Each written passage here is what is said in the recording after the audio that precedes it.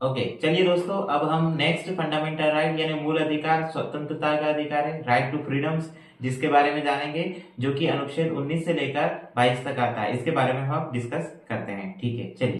Okay, देखिए, अब second जो हमारा मूल अधिकार है, फंडामेंटल राइट है, वो स्वतंत्रता का अधिकार है, यानी right to freedoms. Right to freedoms है जो 19 से लेकर 22 तक आता है। तो हम 19 में बात करेंगे कि 19 में क्या जिक्र है, 20 में क्या जिक्र है, 21 में और 22 में क्या जिक्र है, इसके बारे में हम जानेंगे। तो हमने देखे 19 में लिखा है वाक एवं अभिव्यक्ति की स्वतंत्रता, यानी protection of certain rights regarding the freedom and speech. इसके विषय में 19 में दिया गया है कि कौन कौन सी आपकी स्वतंत्रता दी गई है, स्पीच की स्वतंत्रता और अलग अलग फ्रीडम्स दी गई, उसके बारे में 19 में जिक्र किया गया। वही 20 में दिया गया है अपराधों के दो सिद्ध से संबंध में संरक्षण। इसका मतलब है protections in the criminal case, यानी protection in the criminal case. अगर कोई क्रिमिनल केस हो जाता है, उस समय आपका प्रोटेक्शन किया जाता है इस राइट के माध्यम से, जिसमें किसी भी व्यक्ति को 2 बार दंड नहीं दिया सकता और किसी व्यक्ति से जबरदस्ती स्वीकार नहीं करवाया जा सकता उसका दंड। वहीं अगर हम बात करें कि कानून के संबंध में अगर कानून नए आ जाते तो उस संबंध में उस व्यक्ति को दोष सिद्ध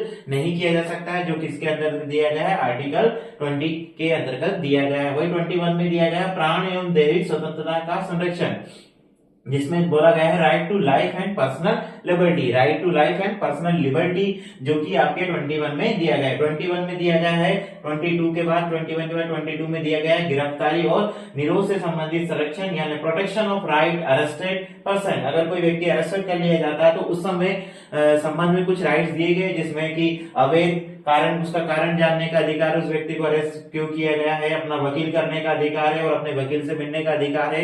वहीं उसको अवैध रूप से गिरफ्तार तो नहीं किया जा रहा है, इन सभी के विषय में जानने का अधिकार है। किसके ऊपर, किसके अंतर्गत, आर्टिकल नंबर 22 के अंतर्गत। वही अगर हम बात करें तो हमने बताया था कि जो फंडामेंटल राइट्स है 20 और 21 है ना, 20 और 21 जो है, जो आपका अगर देश के अंदर आपातकालीन स्थिति आ जाती है उस दौरान भी ये निलंबित यानी खत्म नहीं किए जा सकते हैं, इनको निलंबित नहीं किए जा सकते। बाकी सभी आर्टिकल्स जब देश के अंदर इमरजेंसी लगती है उस दौरान खत्म किए जा सकते हैं। Thank you.